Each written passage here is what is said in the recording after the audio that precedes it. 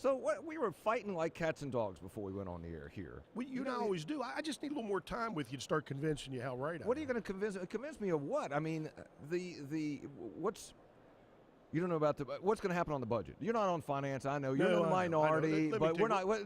I put the odds of getting a budget by midnight Sunday as 1 in 20. I think that's generous. I don't think we're going to have one unless somebody, blinks. And I tell you, if I was Governor Justice, what I would really do is I would say, look, I tried to convince you guys. I've offered to negotiate with you guys. And then you see the budget that came out of the Senate, which, what you really got to look at, Hoppy, it doesn't do one thing to hurt people like you and me. People who have been successful and made a lot of money, it doesn't tax us in any way. And I use that tax, kind of with a double meaning there, but it doesn't put any burden on us to help us out of this crisis, even though when you realize it, people who make the most money are the ones who enjoy the most benefits out of government. And pay a higher tax liability, a higher progressive rate. But 0.5% in our state. I mean, the difference between the lowest rate of 6% and the highest rate of 6.5%. I thought it went from 3 to 6% on your personal income tax. It goes up to 6 real quickly. Okay, but what about this? So then you will say the words. You will say the words then, I support Governor Justice's plan to impose a business and occupation tax of 0.045%, 1/2 of 1%, and I support the plan to raise the consumer sales tax from 6% to 6.25 or 6.5. You want me to do that? I'm not going to. Why not? Well, I'm going to give it to you another way. All right. I think that we've got to raise revenues, whether you want to call them taxes or whatever.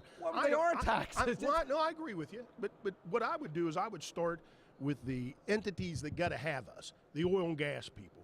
We gave $150 million or $100 million last year to the coal companies, a tax break, without it getting any promise one coal job or opening one coal mine. All right, then say the words. You want to tax? I don't want to tax. That was a tax break. That was an annual tax break every year. We could use that $100 million this year. Now, we had a chance to look at the oil and gas companies who have billions upon billions of dollars that they're going to take out of our soil, stick in a pipeline and ship it down to North Carolina or ship it down to Mississippi.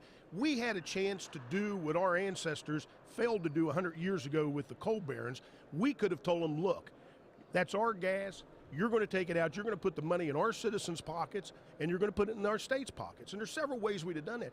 One, we could do something without ever even raising the tax, which is turn the severance tax into a first purchaser's tax. It's a first seller's tax. There's 10,000 more plus wells out there.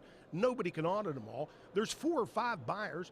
Turn it into a first. Have you seen how many gas companies have gone out of business? Have you seen how much drilling has stopped because of the price of natural gas? That's exactly right. The price. It has nothing to do with what you see in forced pooling or integrated leasing. It's because the price is down. Right. I understand the price may be, and then the price may be down for a long time because there's all kind of natural gas. But here, you didn't hear me say raise the tax on them. You just heard me say switch the way we monitor it. Instead of it being a first seller's tax, which would be the equivalent of you and I remitting our own sales tax, we make it a first purchaser's tax, which is the equivalent of the merchant collecting the sales tax and sending it down the state. That would raise severance taxes, I've been told, between 15 and 30% without ever raising the percentage. Mike Romano is with us, Democratic senator from Harrison County, and he is he's the guy that when he starts talking in Senate Judiciary, starts asking questions, people go, okay, where's my phone? I got to check some ball scores. Well, I think a lot of them want to leave is really what they like to do.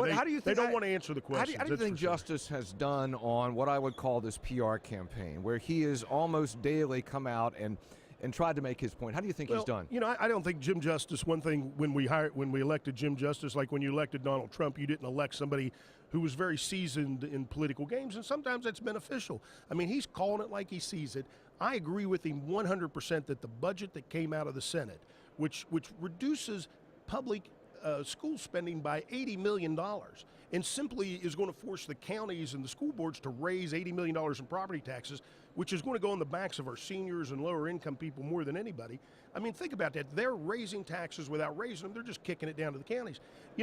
That kind of budget is simply going to continue to stifle our economy. We're never going to get out of this. The only way you get out of this is he winning? Is he winning? Oh, absolutely. I think the people are behind him. I don't think anybody really wants to face a tax increase, and I think there's other ways that can be done, and I've suggested some of them to the governor. But I think that I don't think if given the bad alternatives, I also don't think that the majority of the people want to cut $150 million from the big three.